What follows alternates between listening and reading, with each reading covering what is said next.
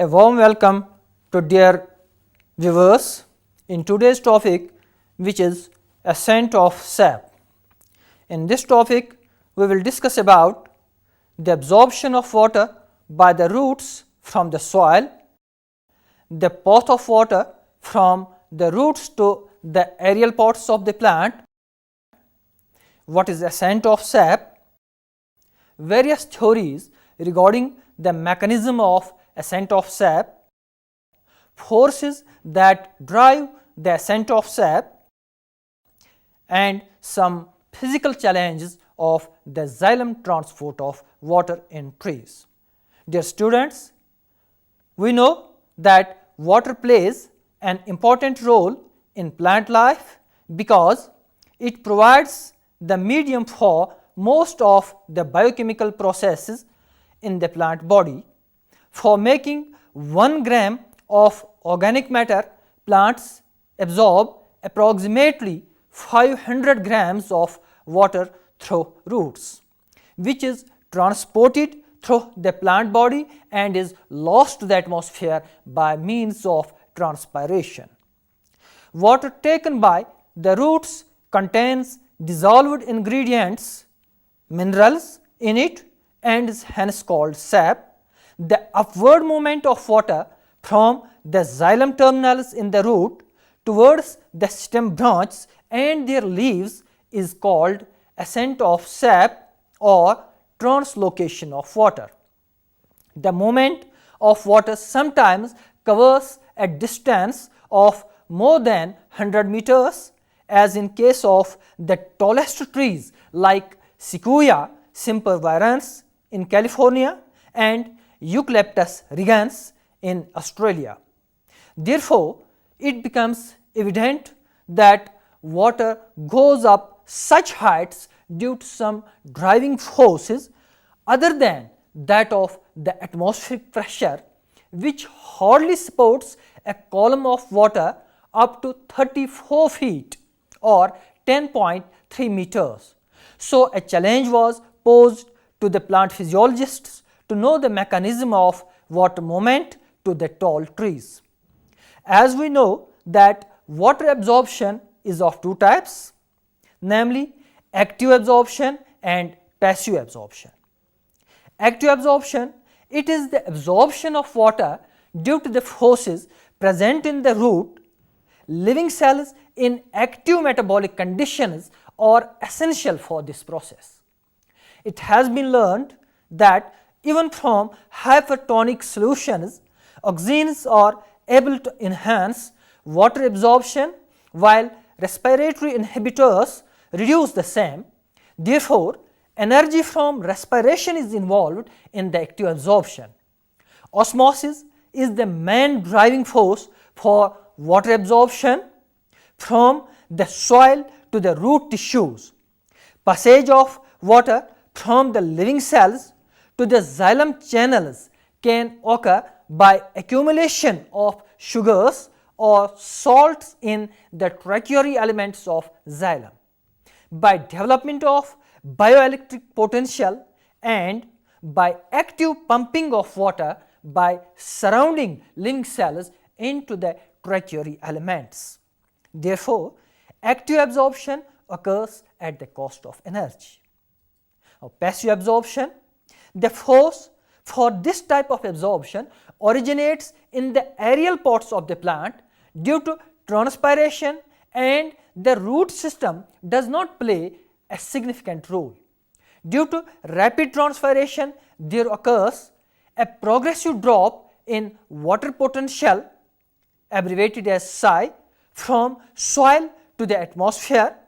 Therefore, water potential difference develops between the root and the soil, and thus water moves in the root tissue. So, there is no expenditure of energy, and the root cells play only a passive role as they pave the path for water movement. Before knowing the mechanism of ascent of sap, it becomes imperative to know the path of water across the plant parts. As the water moves from the soil to the roots and then from roots to the aerial parts of the plant, path of water across the roots. Water moves centripetally across the root cortex to the stele in response to a potential gradient. The initial movement is across the epidermal layer of the root with its associated root hairs and then through the cortex. There are three possible pathways of water transport across the root from epidermis to cortex. They are the apoplast pathway through the cell walls. It is the movement of water from root hair to xylem through the walls of intervening cells without crossing any membrane or cytoplasm. It is called apoplastic pathway of water absorption. Second is symplast pathway through the cytoplasm via plasmodesmata. The movement of water occurs through the cytoplasm of the adjacent cells via plasmodesmata. Then third, the transmembrane pathway through the membranes, cytoplasm and vacuoles. It is the movement of water from one cell to another, and water crosses two membranes while entering and exiting the cells. It also involves the transport across the tonoplast. The path through the cell wall is considered to be the primary path of water movement across the cortex. However, the pathway is blocked across the endoderms because of the presence of Casparian strips. Casparian strips is a band of radial cell walls in the endoderms impregnated with suberin, thus forces the water and solutes to cross the endodermis through symplastic and transmembrane pathways. However, in certain cases the endodermis possesses less suberized cells called passage cells, which keep the apoplastic pathway uninterrupted. After crossing the endoderms, water enters into vascular tissues through a layer of living cells called pericycle with a little or no resistance. Now, path of water across the aerial parts of the plant. This is a well-known fact that longitudinal movement of water takes place predominantly through the xylem, which is evidenced from stain tests and ringing experiments. When a ring of tissues external to the xylem is removed from the stem, the flow of water is not immediately stopped. Contrary to this, if a section of xylem is removed, leaving the other tissues intact, ascent of sap is impaired. This can be also proved when solutions labeled with soluble dyes, radioactive solutes or water containing heavy hydrogen or heavy oxygen are supplied to the plants. The same are detected from the tertiary elements of roots and stem. Similarly, if the cut end of a flowering twig is dipped in eosine solution, its flowers turn red and the stem transverse sections of the same twig show that only xylem vessels stand fat. The above experiments unequivocally prove that xylem elements are mainly responsible for the upward movement of water.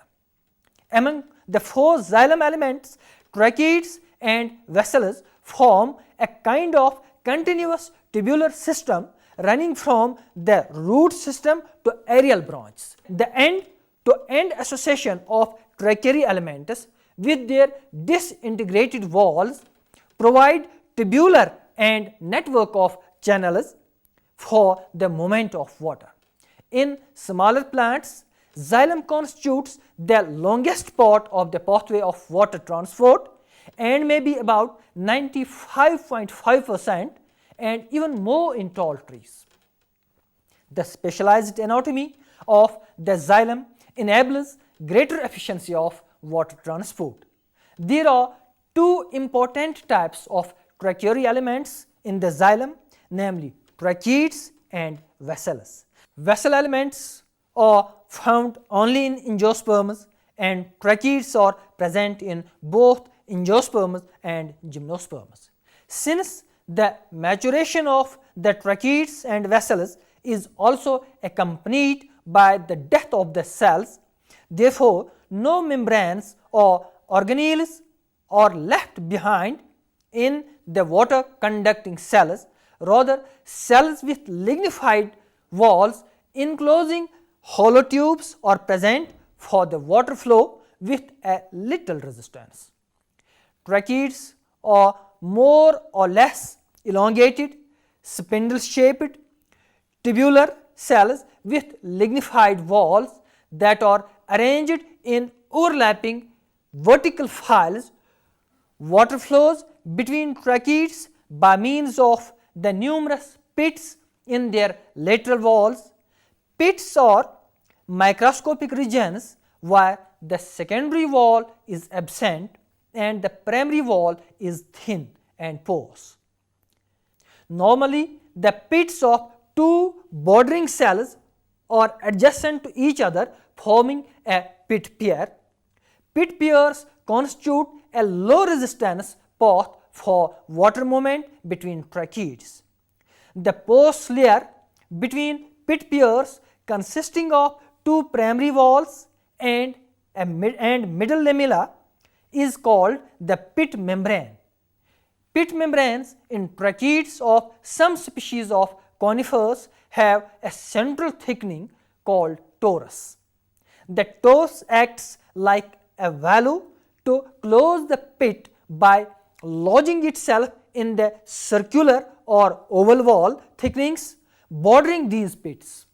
Such an arrangement of the tori is an effective way of preventing dangerous gas bubbles from invading neighboring tracheids and overcome the problem of cavitation. Comparing the structure of vessels and tracheids, vessel elements tend to be shorter and wider than tracheids and have perforated end walls that form a perforation plate at each end of the cell. The perforated end walls allow vessel members to be stacked end to end to form a large conduit called a vessel. However, both tracheids and vessel elements have pits on their lateral walls. The open end walls of the vessels provide a very efficient and low resistance pathway for water movement. The vessel members found at the extreme ends of a vessel lack perforations at the end. Now, mechanism of ascent of sap. A number of theories have been put forward from time to time to explain the mechanism of ascent of sap. Most of these theories are not satisfactory because more than one mechanism may be involved. These theories are divided into three main categories. Number 1, vital force theories, root pressure theory, physical force theories. The vital force theories, the propounders of these theories believe that the ascent of sap is controlled by vital activities of the living cells by their rhythmic changes or pulsatory movements. Two such theories vis-a-vis Godel-Wyszky's relay pump theory and Bose's pulsatory moment theory were outrightly rejected by many workers on the grounds that there is no relationship between such moments and the rate of water translocation. Root pressure theory. Root pressure is defined as a hydrostatic pressure developed in the tracheary elements of xylem as a result of metabolic activities of roots. Root pressure has been observed in several species. If a stem of a plant, for example tomato or grapevine, is cut near its base and a tube with a mercury nanometer is attached, xylem sap is seen to flow from the roots through the cut end under a considerable pressure. This phenomenon is known as bleeding or exudation. A pressure of 0.5 or 0.6 has been recorded in some herbaceous plant species, but the value does not exceed 0.1 in most of the plant species. Root pressure is seen in most of the plant species when the soil moisture is very high and the rate of transpiration is very low.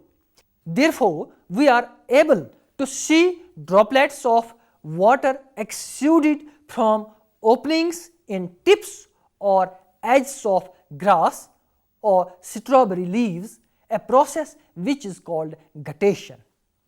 Under dry atmospheric conditions and low soil moisture, there is no root pressure because the plants are under tension. Root pressure may be a factor of some significance in the ascent of sap in herbaceous plants, but the theory stands rejected because of the reasons that ascent of sap is observed in the plants in which roots are removed.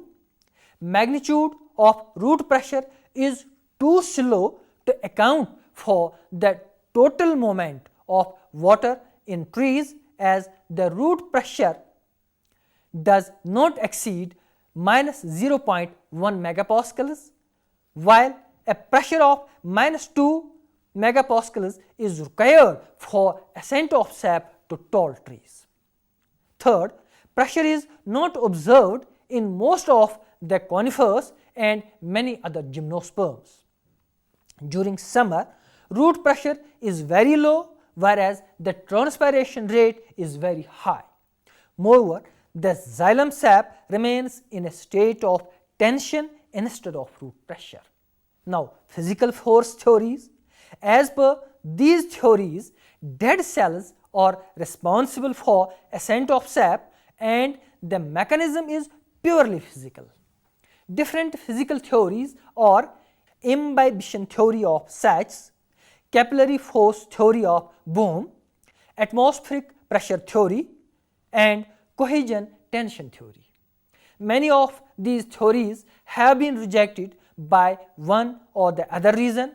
The only and most widely accepted theory to explain the mechanism of ascent of sap is the cohesion tension theory. This theory is also called as suction force theory or transpiration pool theory.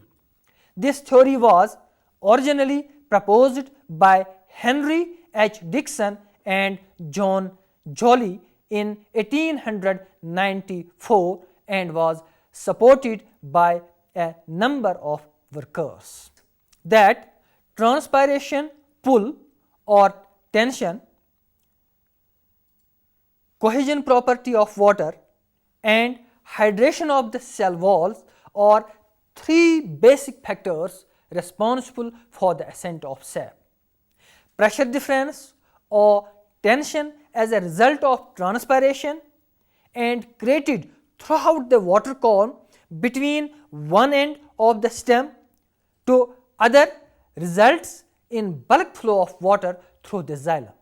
The breaking of water column is prevented between adjacent water molecules by cohesive property and adhesion between water molecules and the cell walls. Therefore, there are three basic elements in cohesion tension theory for ascent of sap, that is the driving force, the cohesion of water, and the hydration of the cell wall. Now, let us deliberate on these factors one by one. The driving force is the water potential gradient from the soil through the plant to the evaporating surfaces within the leaves. When transpiration takes place from the leaf mesophyll cells, it results in decreased water potentials of the cells, which are in direct contact with the air spaces of the leaf. These cells then absorb water from the nearby cells. The leaf mesophyll cells have to ultimately absorb water from the xylem elements of the veins in order to equate the water potential value. Therefore, the water in the xylem tissue is subjected to a state of tension or negative pressure, which is ultimately transmitted to the root system through the unbroken column of water inside the stem. As a result, a pressure difference or tension is developed from top to bottom of the plant, which acts as a driving force.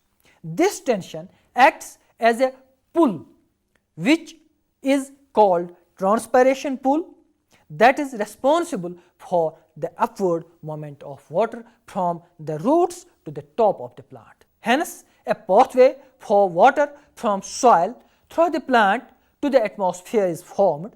This is called soil plant atmosphere continuum and is abbreviated as SPAC.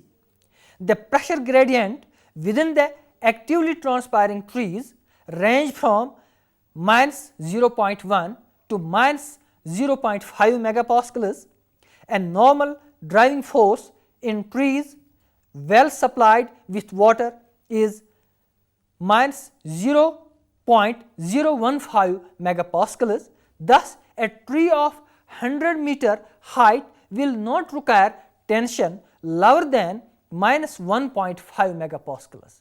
Since the rate of transpiration is high, as the relative humidity of the air decreases and hence causes a rapid drop in the water potential. But still it would not become a barrier in the water transport, as the soil water seldom has a water potential more negative than minus 1.5 megapascals. Therefore, the air has not to be very dry in order to develop a steep water potential gradient from the soil through the plant and into the atmosphere. Now, cohesion of water. Water has some special properties that make its transport through the plant body possible. These properties are primarily because of the polarity of the water molecule. These properties are cohesion, adhesion and high tensile strength. Cohesion is the mutual attraction between water molecules as a result of extensive hydrogen bonding. The magnitude of this force is as high as 350 atmospheres.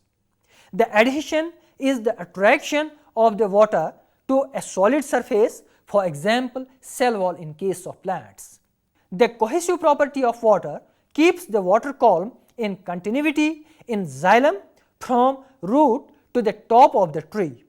This property of water is called high tensile strength and is defined as the maximum force per unit area that a continuous column of water can withstand before breaking.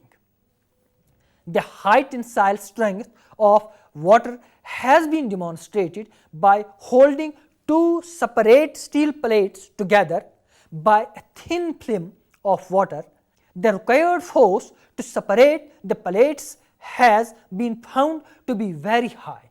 So, cohesion force is sufficient for the cohesive mechanism of ascent of sap, which is made practicable as a result of the spatial anatomy of the xylem tissue. Hydration of the cell wall. As we know that water is a molecule with polarity, where the central part of the water molecule has a partial negative charge and the terminal hydrogen bonds have a partial positive charge. cell walls have a greater affinity for water molecules. The wall surfaces with their negative charge attract the slightly positive sides of the polar water molecules, and this is called hydration. The wall surface which can bind with water is called matrix. The tendency for a matrix to absorb additional water molecules is called matrix potential. Moreover, there is an attraction between water molecules and the wall of the xylem elements known as adhesion. Water can be held by the hydrophilic wall surfaces with tension of the order of -100 megapascals to -300 megapascals, which is more than sufficient to prevent the removal of water by the gravitational pull. So, from this discussion it becomes evident that cohesion tension theory explains the proper mechanism of the ascent of sap, despite the fact that xylem transport faces some physical challenges. The essential features of the theory therefore are: number 1, the unbreakable column of the water inside the xylem elements.